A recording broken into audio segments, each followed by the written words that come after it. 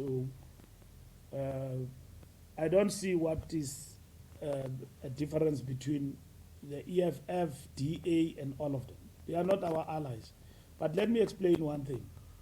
EFF and the Zuma party rejected the GNU. And when we agreed on the statement of intent, they did not agree to that. So what should we do? We wait for them and their perspective, we incorporate them and all of that. That's not how it should be, okay? The EFF said they want to remove the ANC surgically out of power. And they will work with the DA and the Freedom Front Plus and everybody else to remove the ANC. Julius Malema, the president of the EFF, aka CIC, he's the first to talk about the GNU. Malema said, we want the GNU in South Africa to remove the ANC.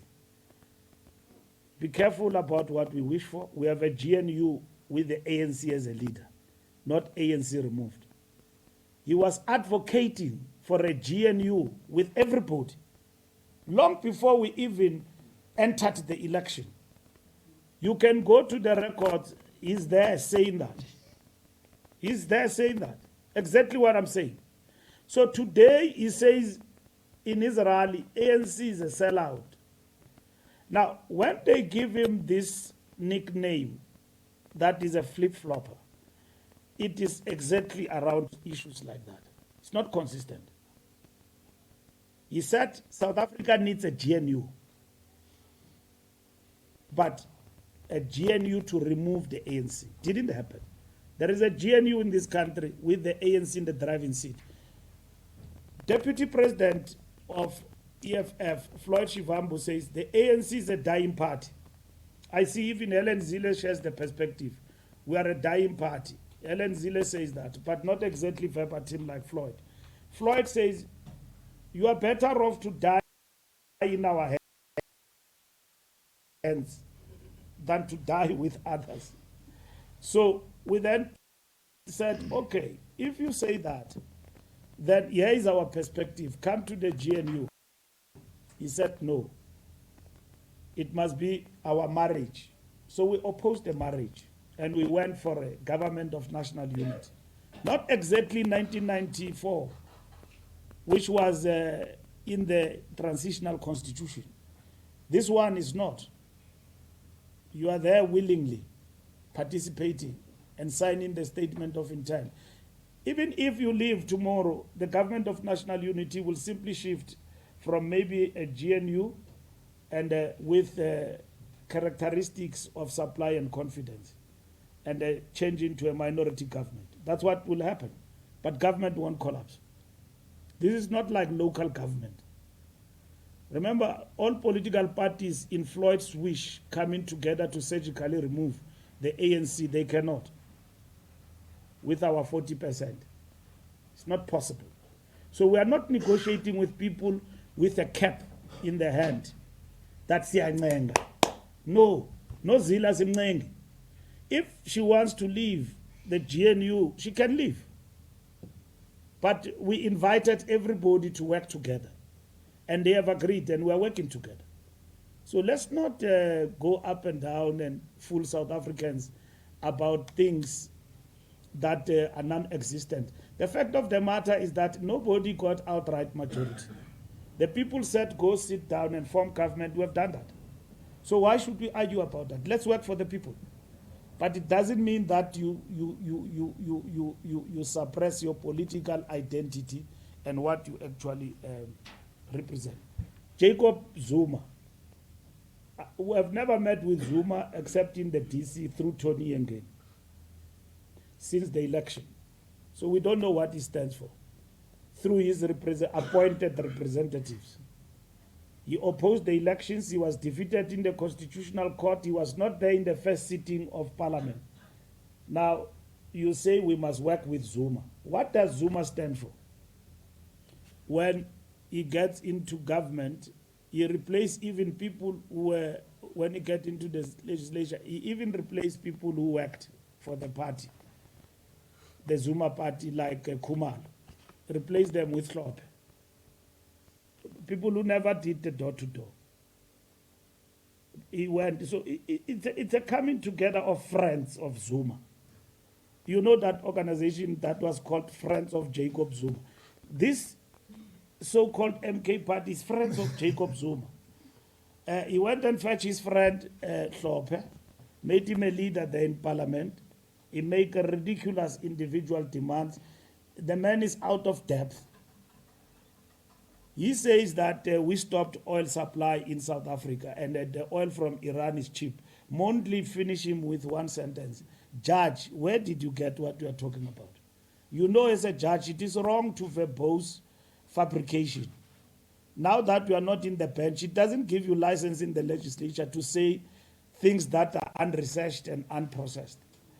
The first person who stopped supply and exchange of oil trade between South Africa and Iran was Jacob Zuma's administration and Zuma as a leader. But they wanted to snipe at Syria, that is anti-East and is pro-West. The tired verbosity that they spew all the time about our president, which I think it's a fabrication that has worn out, and the South Africans will see for what it is. So, when you say we must work with Zuma, what do you mean? We don't know what Zuma wants. He said he wants to rescue the ANC. He has not come to the ANC and tell us, now I've got this percentage, how do I want to rescue with this percentage? He has never written to the ANC and said, Bendingani wis, here are my demands. He has not done that. If you know Nishlebele, we don't know. He said he's rescuing the ANC and he's fighting for his membership of the ANC. And then he said the ANC, overnight, the ANC in his head changed and became a property of Ramaphosa. The ANC is not Ramaphosa's ANC. When he was a leader of the ANC with all the challenges that he faced, ANC never changed to become Zuma's ANC. ANC never changed to become Beki's ANC. ANC never changed to become Mandela's ANC. ANC rather was led by Mandela, by Mbeki, by Zuma, by Ramaphosa today. That's what the ANC is. ANC will never change.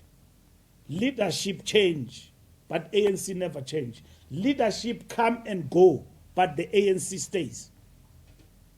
And each leader have got his own contribution. We can analyze what Mandela did, what happened during his era, what happened during Mbeki, what he did, and what happened during his era, and all of that. But the African National Congress have never ceased to be what it is. A liberation movement for the liberation of Africans in particular and black people in general. That's what the ANC has always been, and it will always be. And then Limpopo. Let me tell you this.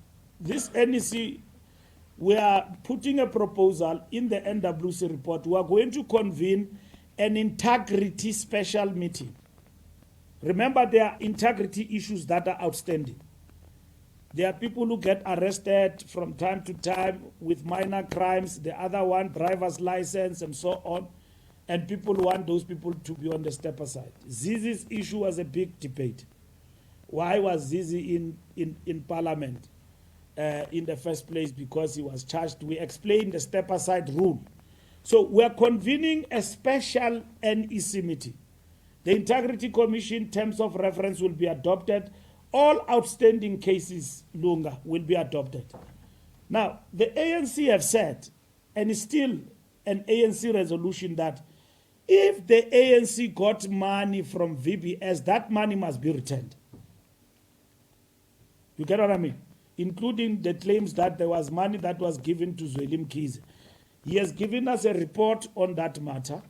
And then if the money has gone into the coffers, there is a decision of the NEC that let's return the money of VBS. If individuals are affected by VBS and they are going to be subjected to criminal charges, they must be charged without fear or favor. They must be charged. We can only pronounce on Florence matter if ever she is charged in terms of criminality. As the affidavit says now, there are claims that she got 500,000 out of it. And she has denied that in the past. That is why I've explained this. Now, I can't deal with that matter from here. We are processing the issues. We have done that. We have pronounced on the matter of VBS that everyone affected by VBS arrested step aside.